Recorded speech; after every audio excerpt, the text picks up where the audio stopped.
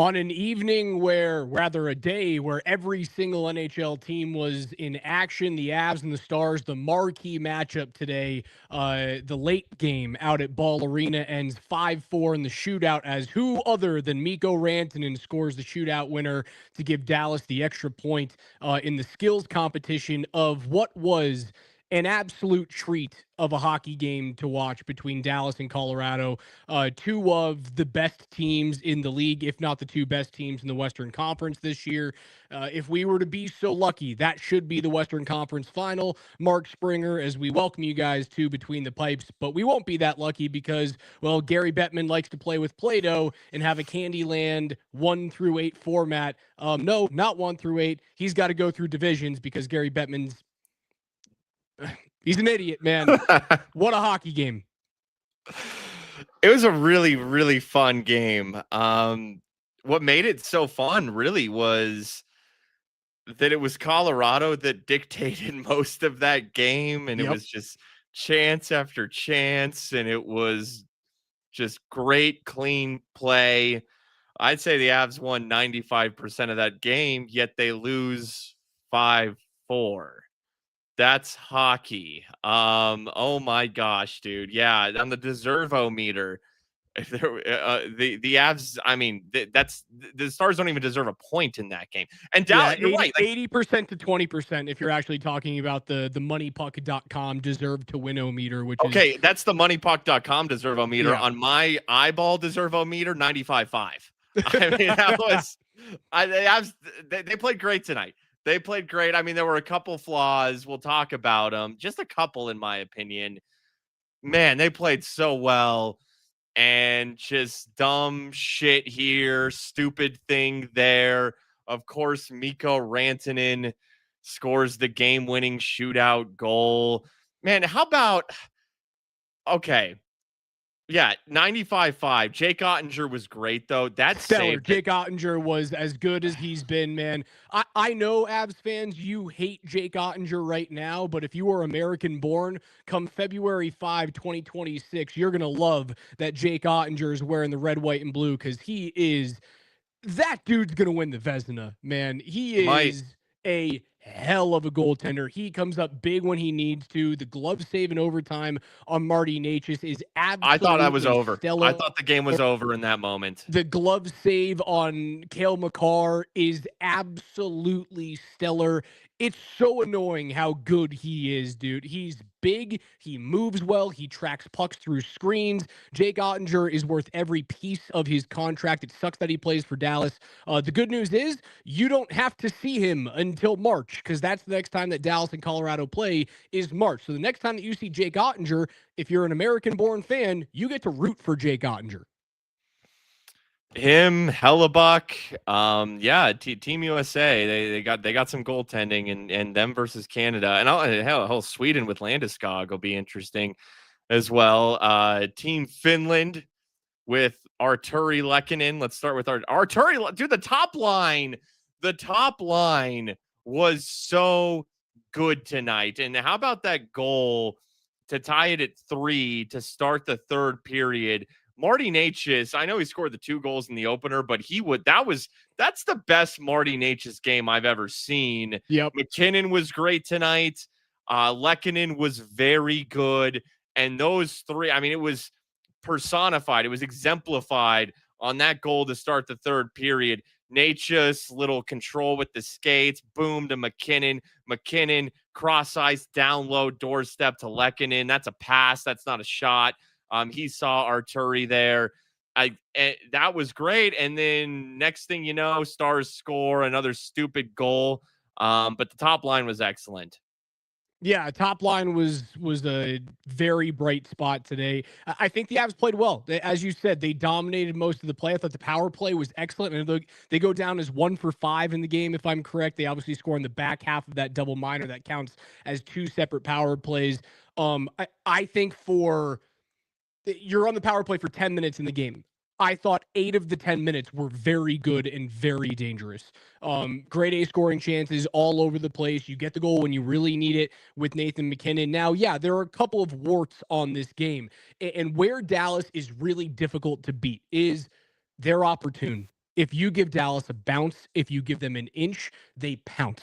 And that's what you saw tonight on the breakaway goal from Wyatt Johnston. The Avs are buzzing. They have a couple of big-time scoring opportunities. They try and cycle high. Dallas knows that Colorado plays off of 3 high in the offensive zone, and they get most of their offensive pressure through shots from the top moving down. And what happens when Dallas can key in on that is you have your defensive pressure super high. And if you don't get pucks off like that, or if you don't cleanly handle pucks, you can get shots blocked. Taves tries to one-time one, hits off the shin pads, and it turns into a breakaway. You guys know me, though. You get a point, and I don't give a flying what happens for the rest of the game. Honestly, man, there's 79 games to go. I'm just glad that this game, this marquee game that we got, because we don't get to see the Dallas Stars until March, lived up to the billing. Okay, from my perspective, and you can disagree with me, that's totally fine. I didn't love the power play in this game. I didn't. I'm going to point specific, and I know they score. They end up scoring on their final power play, which was a double minor. It was a 4-minute power play because Yoel Kiviranta got high sticked. He bled, and the Avs got 4 minutes. The first shift of the top unit was nothing. It was awful. Second unit. The first was great.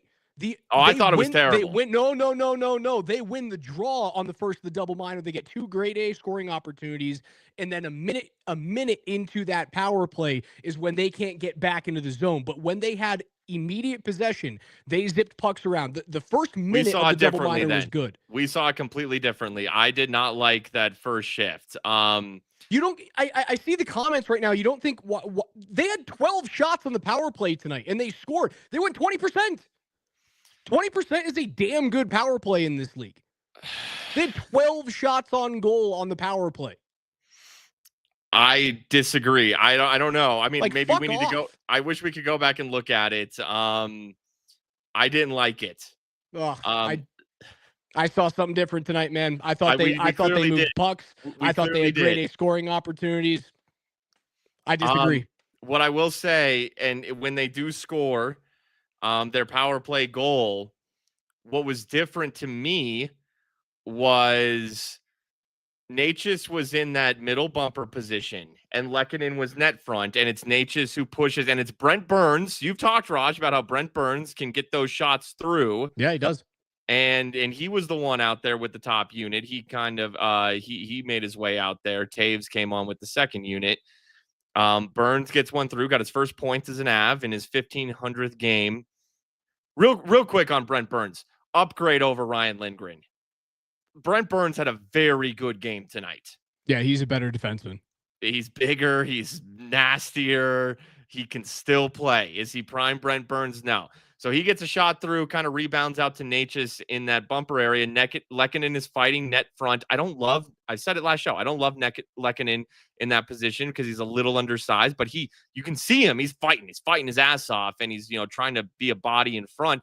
Natchez pushes it out to McKinnon, who puts it in. But what we see there is the setup that I like, and it was kind of fluky how it happened, with Burns at the point. You have the D-man at the point, Natchez in the slot, Lehkonen down low.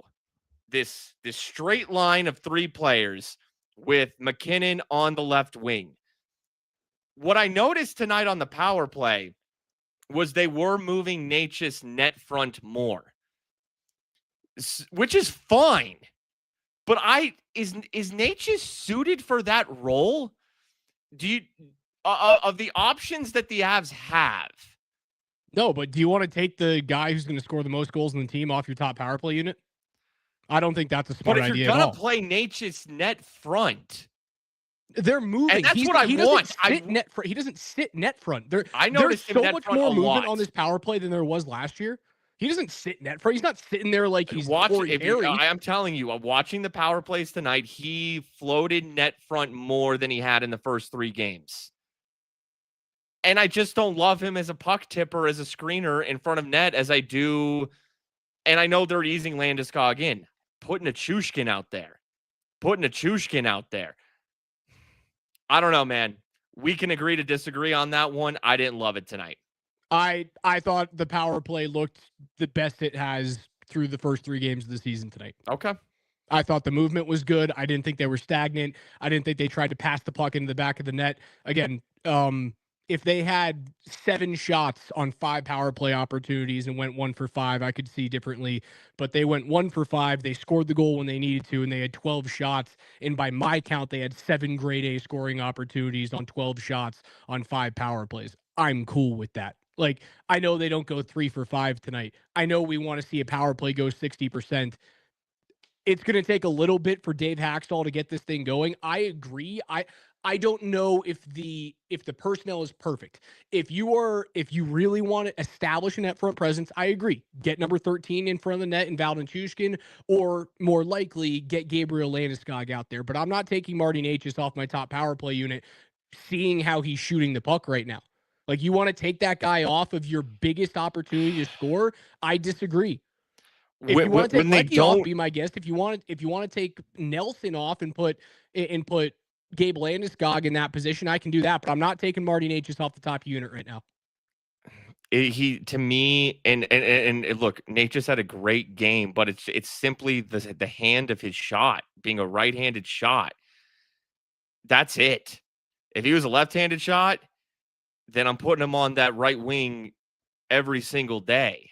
But then we run into the issue of the power play stagnant, because you're just sitting there waiting for one-time slap shot regatta. Without that net front presence, they are too peripheral. Everything is too wide.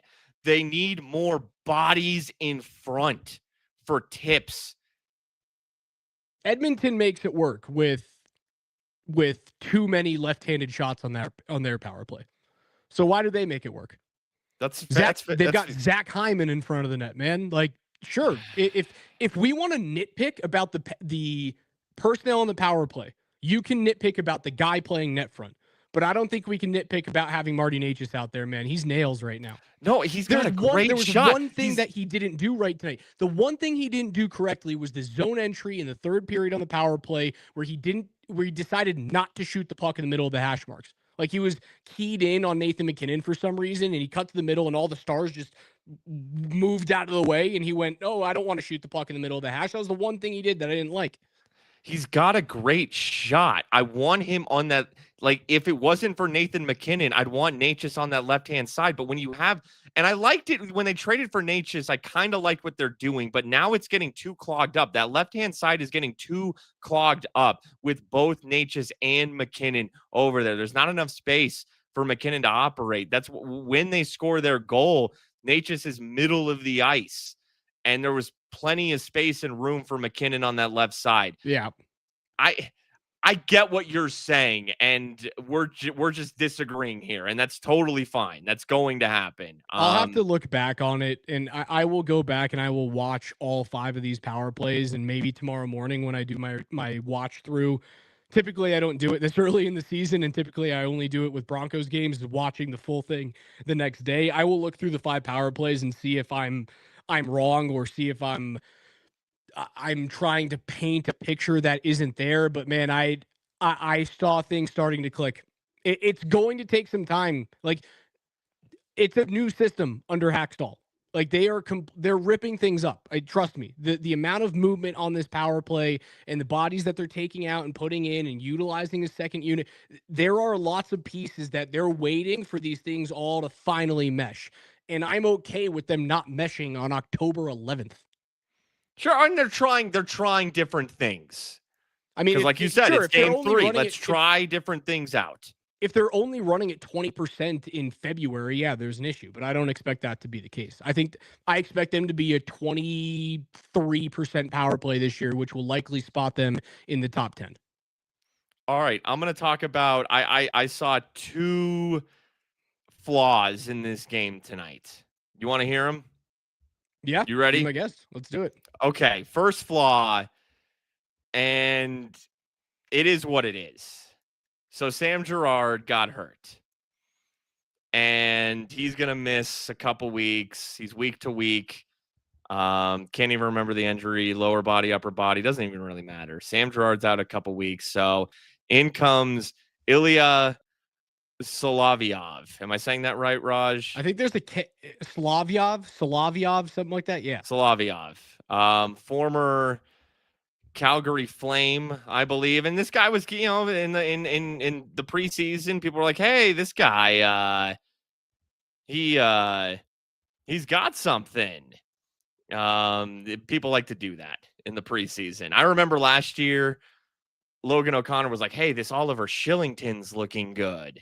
And we remember how Oliver Shillington, who was a former Flame, you got your Calvin DeHaans of the world.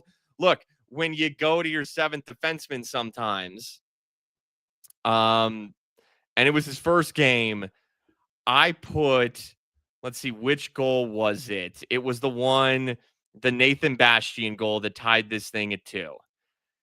Solovyov is out there with Brent Burns, and Brent Burns is working his ass off, checking in front of net. And you watch the replay, Ilya Solovyov is in absolute no man's land, completely lost in the slot. What are you doing? Why are you not deeper as a defenseman? He's not bodying up anybody. He's just there. That to me is why Nathan Bastian is able to get behind Brent Burns, and they're able to find him for the goal that beats Wedgwood. So it's a freaking, it's your 7th D man coming in because Gerard is hurt, but that hurt. Yeah, I thought he was better as the game started. I thought his first couple of shifts were solid, cleared a couple of pucks out of dangerous areas in front of Scotty Wedgwood. He was better early. He was not better late. And you're going to go through some of those growing pains with a player that you're hoping to like hit the flyer on right now. Burns was tired at the end of that shift. I would have liked to have seen him try and get underneath underneath Bastion's stick there rather than kind of riding him like a backpack. I'm not going to nitpick there, man. Like Dallas made a good play. I agree. I think it's more so on Solovyov not being in the right position and not having two big bodies be able to clear out the crease there. It's leaving a little bit too much on Burns at the end of a shift there. But I thought he was fine at the beginning. I thought he showed well at the beginning. It petered off toward the end. That's going to happen. Like, this is the NHL. This is, you're replacing Sam Girard. Now you're not playing his minutes, but the 6D matters. We've seen time and time again, 6D matters, and you can play well for a period, but it finds you. It finds you if you're not locked in for every shift that you're out there. So, okay. I didn't love that. Here's my other weak point of the game. Somebody in the chat brought up the second line. So the second line hasn't scored. No one on the second line has scored this season. Although, look, Val Nichushkin came out guns blazing. It's 10 games now, dating back to the Dallas series. And he had a really good look early. Ottinger made the save, and then Val had a head of steam down the right side. He was locked in. He wasn't even looking at the net. He was just focused on his shot and hit the bottom of the crossbar. Val looked great. I thought Gabe looked good again. I don't think he was as impactful as he was against the Mammoth, but I think you are seeing Landeskog fit. So this brings me to my flaw, and I'm nitpicking, okay? I'm nitpicking. Brock Nelson has not clicked yet with the Avs. I thought he looked fast tonight, at least. Okay. I thought he looked fast. I wouldn't say he's not. I mean, he's there. I'm noticing him. He's working. I see him working, but he hasn't had a moment. He hasn't had a moment. I agree. He has not had a moment yet. And I am waiting for a big time goal. And obviously, big time goals on October 11th. I'm not even talking about a goal. I'm talking really about even like a scoring, because I can point out Val, who hasn't scored yet, but had moments. That line was still so good. It was one of their best lines, if not their best. It was their second best line tonight in terms of expected goals for, behind the top unit. The analytics, just like they did in the Dallas series, the analytics tell you that second line is doing all the things correctly. They played well. I just, Brock Nelson, he's fighting for pucks, but I don't know if it's just the puck hasn't found him at the right time. but haven't seen anything dangerous from him so far. And that's on the first power play unit as well. Now, he's had a couple looks on that right wing. He's had a couple on so far through 3 games in that role on the first power play. And like I've said, I think he's of the left-handed shots that they have that can rip the one-timer the best. Nelson, he has the best shot. Oh, on a one time, I still think Yes. Olofsson has it, Well, but Olofsson and isn't in a spot where actually, he's you're going right. to It be able might to be utilize Olofsson. that. They tried him on power play 1 tonight. They did. And again, that's the reason why I look at the power play and I go, at least they're trying things. And I see a lot of comments, whether it's on Twitter or here in the comments on YouTube and Twitch. I see you guys. One of the ones was like New Year, same shit with the power play. It's not. It's not New Year, same. Like Dave Haxtell's trying things. He has all of these different tools at his disposal, and they're throwing them in there. And what you do have to do, there's a lot of people out there who can't stand the Jared Bednar blender lines because it doesn't give a line a couple of games to feel each other out, to get a little bit of chemistry. The same thing has to happen with the power play, where if it doesn't work on one power play or the next power play, it doesn't mean that you should just immediately blow it up. You have to, because it's the beginning of the season and you're still a damn good enough team to win games even when the power play doesn't look stellar. They need to give these different pieces in different spots a little bit more runway than like, oh, well, those are 2 back-to-back power plays that are complete crap. I think they need to give them a little bit of time. I'd like to see Olofsson a little bit more in there. I agree. Nelson's got a great one-timer. I think Olofsson has he's got the it factor with the 1-E. Yeah, no, maybe you try him on that, and they did on 1 power play tonight. They did try him on the right wing, and maybe I'm sure they'll try it again. And you're right, they are. I am quote unquote complaining about the power play, but as you said, this is a different setup, a different system, a different scheme than we have seen from them. It is, and I suppose that is part of my frustrations. Is it's a little too peripheral for my liking. It's too exterior, but it is different. And if you were complaining about Ray Bennett and the system that they were running, they are trying something different right now. And again, it is game 3. It's been 3 games, so I give them that credit for trying something different, working Olofsson in, which is another variation of something different. So let's see what works. Let's see what they can come up with. And they're 2-0-1. And Dallas is one of the best teams in the league. So, okay, try it. Try it all out. This is the time of year where you try it all out. It's so obvious that those 2 teams are cup favorites, man. It's so obvious in a year where you don't really have a front runner just because of the injuries that are happening in Sunrise with the Panthers, right? Like if Barkov is healthy and Kachuk is completely healthy, I go, oh, it's obviously Florida, but Barkov not playing this year. There are so many teams that are contenders. I think Dallas, Colorado are favorites at this point, and it's such a shame that we are likely going to see them face off in round 2. And Edmonton. Edmonton's certainly there, without a doubt. Who I think lead those 3 2-1 teams, against the Canucks Vegas right is now. right. Vegas and is Vegas, right there but, too. Yeah, the West is an absolute gauntlet this year, dude. Yeah, no, even though the Avs don't get 2 points tonight, that was a great performance, and I told you, I had two nitpicky things I wanted to point out, and I didn't love the power play, so I suppose it's 3. Raj and I disagree on that one, which is totally fine. They looked great.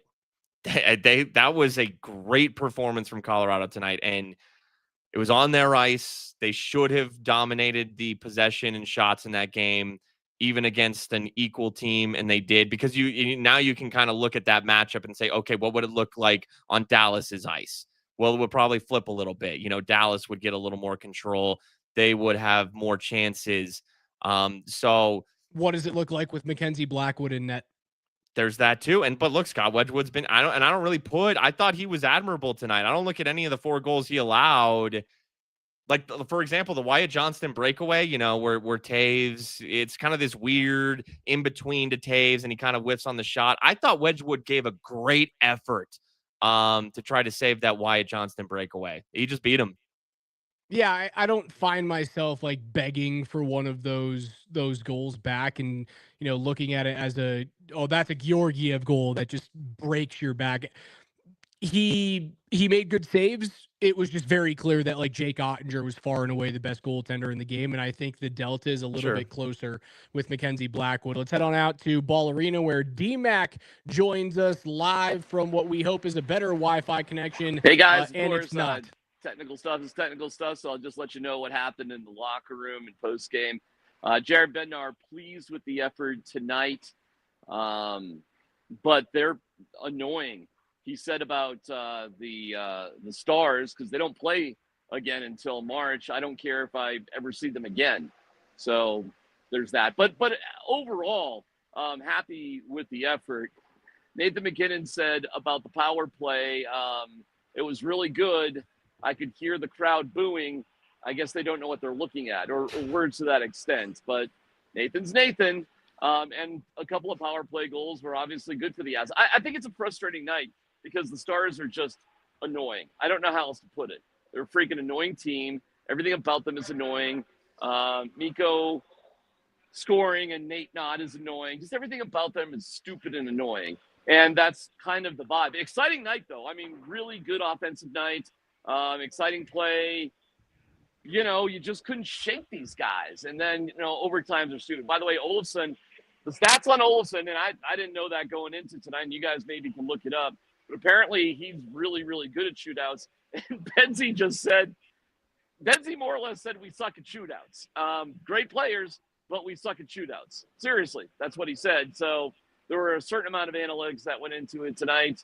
And, Bal obviously got one, and Ottinger played well too. So a frustrating night. I mean, if you say you start the season, you get 5 out of 6 points, okay.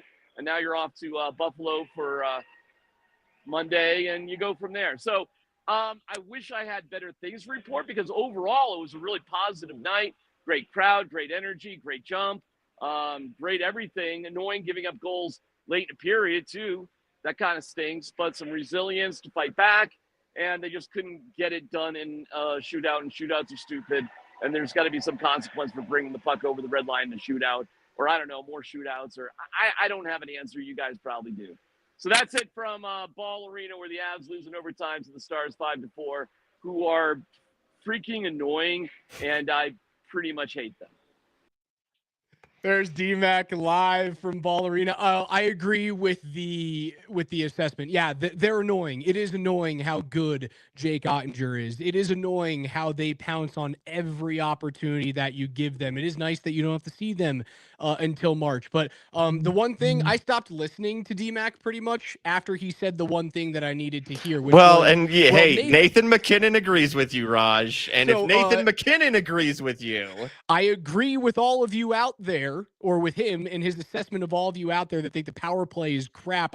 You don't know what you're watching. The power play was good tonight. It was so much better than it has been in the 7-game series against Dallas. It was so much better than it has been in the previous 2 games this year. They were doing the right things. You're not going to score on every power play. Cool it out there. All right. Well, hey, Nathan McKinnon, if you want to come on between the pipes tonight, he's got me to tell you that. You and Raj can beat up on me. I will still hold my ground and tell Nathan McKinnon how to live his life, which is something that he probably doesn't need to hear. And he would probably tell me to go eat some vegetables. And that's probably the politest way he would handle that situation. You look like you eat enough veggies, Spring. Don't you worry about that. Hey, thanks, dude. Hey, he would probably treat me how he treated Mikko Rantanen after Mikko high-sticked. I can't even remember who Mikko high-sticked. Was it Kale? I think it was Kale. And Mikko's going to the box, and Nate had a few words for his old friend, Mikko Rantanen, and they did say on the broadcast that they thought that Mikko and Nate had dinner last night. I was going to tweet this out early in the game, but I didn't because it doesn't matter. It's crazy how, I mean, because Mikko Rantanen's an Avalanche legend, but he took the opening face off of the game. I believe it was Nate who beat him, and as Mikko takes that center ice, he gets booed. And the first time he touched the puck, he got booed, and slight smattering of boos throughout the game. But it's just crazy to me how money changes everything. Yep. It changes life. And now this Avs legend, who was the second best forward and elite forward who helped them win a cup, gets booed every time he does something in Denver because of money. Yeah, he will be looked at in the same vein as Carmelo Anthony, man. He will be looked at in the same vein as a Nolan Arenado. They are the same. They're the same athlete. The only distinguishing factor between those three is that Mikko was a driving force on a team that actually won a championship. Right? Melo never won here. Obviously, Nolan Arenado never won here before he forced his way out to St. Louis. And at least with Nolan, it's like he was kind of right. Like the franchise was heading in the wrong direction. This was money. You know, this was Mikko thinking he could get more, and then it turned out he couldn't. And like you can look back at the it's funny. It's now a teammate of his. Is you look back at the Matt Duchene situation, and you can't blame Matt Duchene for wanting to get out of Colorado when he did. The Avs sucked back then, and he literally told everyone, he goes, "I just want to play playoff hockey." And what hurt Duchene was that the Avs were way closer to competing and being a wagon than he ever thought that they were ever going to be, right? And he bounces around, Ottawa and Columbus and then Nashville and finally finds his way to Dallas, where he's been at home for the past 3 seasons, man. You've even heard the Matt Duchene boos start to go by the wayside. Yeah, they kind of Mikko kind of took it over when it comes, because they're on the same team. Uh-huh. And you can really only put your energy towards one guy in a way. I don't think the Mikko Rantanen boos are going to go anywhere for the next 8 years. There's as many as 32 regular season games that you will see Mikko Rantanen play against the Avs over the course of the next 8 seasons. Yeah, it's because he's a very good player, and yeah, he's the Hall of Famer. And it's like, dude, you look at what McDavid just did. And the fact that, I mean, and I want to talk about this too, because all right, Mikko faded in this game. Did you notice Mikko as this game went on? Like he was a screener on that face-off point goal that was tipped in by Jason Robertson. Mikko was one of the big bodies net front. I noticed him on the power play, and that was about it. Until the shootout goal, and early in the game when he got booed, and I barely noticed the dude. He really was a non-factor tonight. Yeah, your play drivers for Dallas this evening were Wyatt Johnston, Thomas Harley, Rupe Hintz. Those were the guys who drove possession. Jason Robertson was, dude, Dallas got to pay that man. You better pay that player or he's going to walk and someone's going to take him and you're going to regret it. He's a hell of a hockey player. Yeah, he had a good game. And it's, you got to see Jason Robertson and Miro Heiskanen tonight, who did not play. Who did not, but I thought Heiskanen was just okay. I didn't think he was much of a factor in this game. But they did not play in the playoffs. Now, like Mason Marchman's with the Kraken now. So, that's a piece they did lose. Couldn't afford to keep him. But they're better. You'll trade Robertson and Heiskanen for that. But it's interesting that, Heiskanen and Robertson play. Everyone's out there, and there's a lot of good players. Yet, I mean, the Avs dominated this game. So that was a full strength Stars team with a ton of stars, ton of talent on the Avs ice, and as it should be on your ice. You dominated, and man. So now to Marty Necas, who, because that's the comparison. Like they're hip and hip, Necas and Rantanen. That's what it is. And that I was hesitant through 2 games to give Necas close to Mikko money, but holy shit, you play like this, and I guess, man, you know what? He's really good. You know And he what? looks really good next to Nathan McKinnon. And I know McKinnon has the Sidney Crosby turn Chris Kunitz into a borderline Hall of Famer type of powers to him. Anyone's going to look good next to Nate. Stars turn into superstars when they play alongside the greats. Dude, Nate, you got to pay that guy right now. You might have to. And if it is close to 12 or 12, then just so be it. So be it. That's how the market went.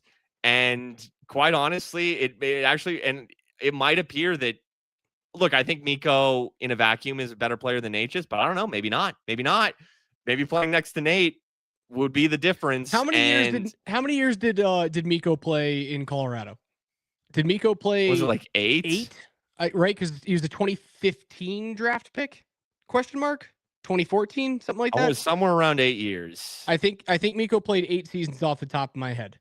Nathan McKinnon and Mikko Rantanen and Cale Makar are all Hall of Famers, right? I think we can definitively say that right now. All of those players are Hall of Fame hockey players. 8 seasons from now, if Marty Necas plays every single one of those next to Nathan McKinnon, is it out of the question that Nate and Cale could make Marty Necas a Hall of Famer? No. Necas played so well tonight. And obviously his goal, what a cross-eyes pass from Nathan McKinnon. And McKinnon played great tonight. Lehkonen played very well. Nate it wasn't just feeding off McKinnon, the plays that Nate set up for him. Nate just was everywhere. He was fast. He was dangerous. So, yeah, I mean, if this is a situation where 8.5 seasons, Mikko. 8.5? If this is a situation where Nate just gets close to or touches Mikko's money, fine. I'm coming around. And you got Jack Drury out of it too, who they were using. I mean, in overtime, they put him out there just for a face-off because his face-off numbers are insane. And he's playing well on that third line. I mean, and speaking of the third line, how about that play by Victor Olofsson? How about the play by Victor Olofsson on the zone entry to beat, I think it was Thomas Harley, who's damn good big defenseman. And then your boy Raj. I love him. You were all over this. I doubted it. I was a Charlie Coyle guy. Gavin Brindley has looked very good for his role on the fourth line, and he gets his first goal tonight. I love him, man. He's so good. And when he's able to step into a middle six role in the next couple of seasons, you're going to see how close he is to a Logan Stankoven type of hockey player. He's not as thick as Stankoven is right now, but he skates a little bit better. He has just as much skill. He does all the little thing right. He goes to the net. And Olofsson now back-to-back. I'm glad you brought up his playmaking ability. Olofsson, back-to-back games on zone entries, creates goals as a primary passer of the puck. Like, we obviously had the gorgeous tic-tac-toe Ross Colton goal that starts off with a saucer pass from Olofsson coming off the right side on the zone entry. But tonight, he is the primary reason why Brindley's able to score his first career goal. Like, those are 2 offseason acquisitions that, I know it's early and the data set's very small, they've hit so far for Chris McFarland. They absolutely have. Olofsson's been everything you could have wanted. I was concerned about losing Coyle. Olofsson's been great.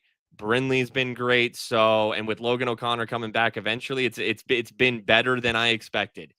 So yeah, this team, they losing 7 to Dallas. I'm concerned just a little bit because Coyle leaves, but man, they look so good. They're deep. The offseason moves weren't brilliant. You kind of got to look back at, in terms of brilliant's not the right word. Flashy is a better word.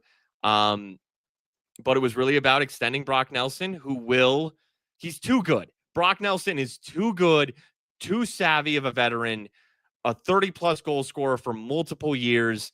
He's still kind of figuring it out as he came over at the deadline. That was big. You get Landeskog back, and then it's Burns, it's Brindley, it's Olofsson. It was heady. These were heady, underrated, savvy moves. Rosters deep. They lose tonight, but they were by far and away the better team. And I come out of tonight's loss more optimistic than I have been about this team since, the playoffs started in last year and they lose to the Stars when I was very high on them. They look like a team that can absolutely win a cup. Absolutely. Yeah, I come out of tonight's game very, very excited for this season. Very excited for the 108 points that this team's going to put up. There's going to be couple two more teams things. in the Central that'll put up 100 points. It's Dallas and Colorado. Yep. A couple more things. Couple scrums tonight. Ross Colton gets into a fight tonight. Didn't last long. And then how about Gabe Landeskog standing up? I can't remember which Avs player he stood up for, but he gets tied up with Liam Bichel, who's a big son of a gun, 21 years old. Liam Bichel is going to be like Jamie Benn's hurt right now. Like his lung collapsed. You kind of forget about that. In the preseason, his lung collapsed. And a reminder for all of you out there, LTIR loopholes do not exist anymore. They closed that this offseason. So like the Barkov thing, or obviously Jamie Benn being injured with his collapsed lung. There's no more putting guys on injured reserve and then bringing them back for the playoffs. You have to be cap compliant during playoff time. Excellent. That plays in the Avs' favor because the Avs don't do that.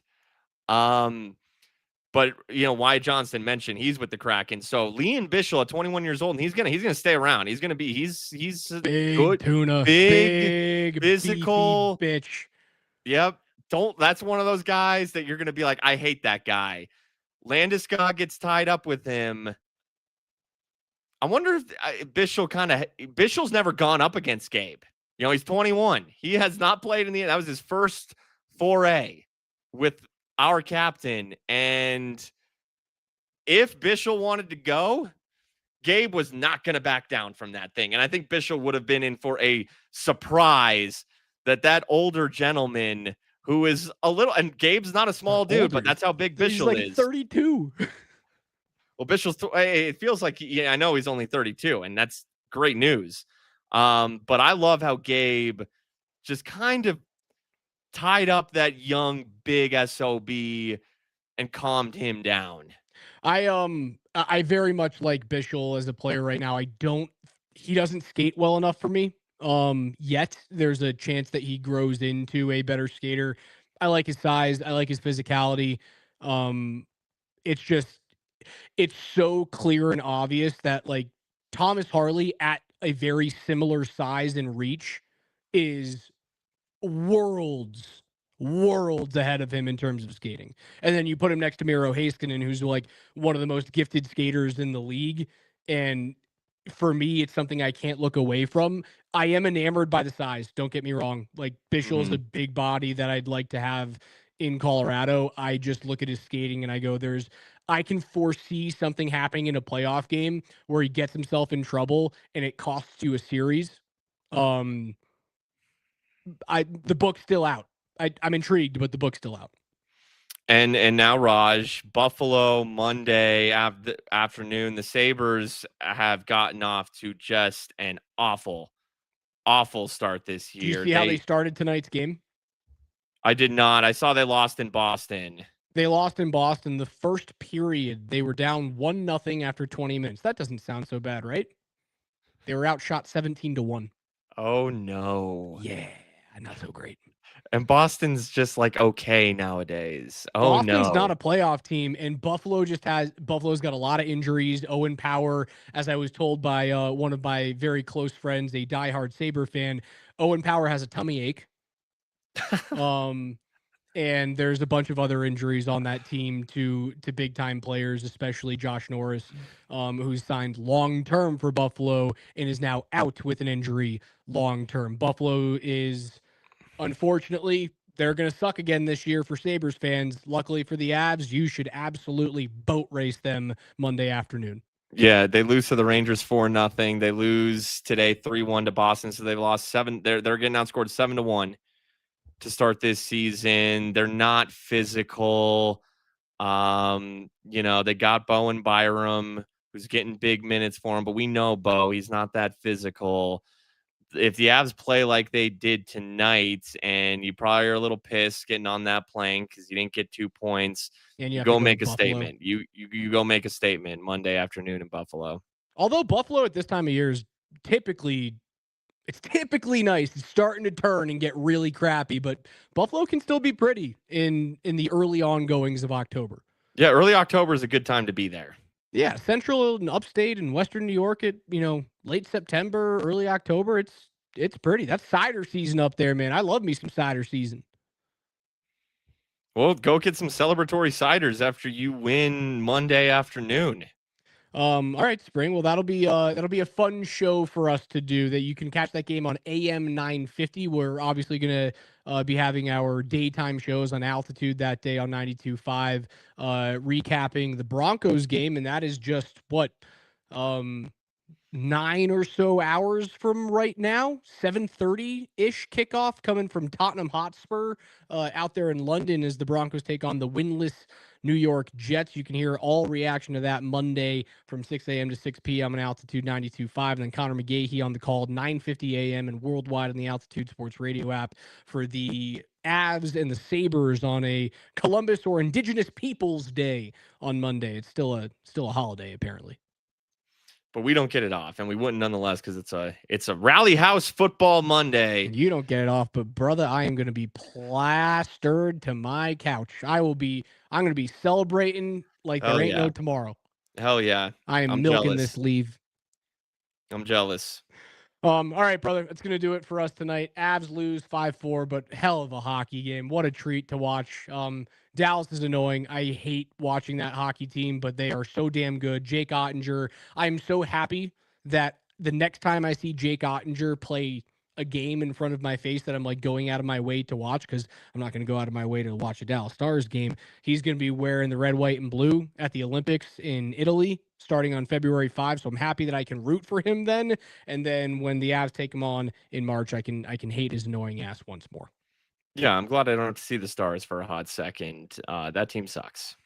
Avs lose. See you guys Monday afternoon. That's Spring. I'm Raj. Later.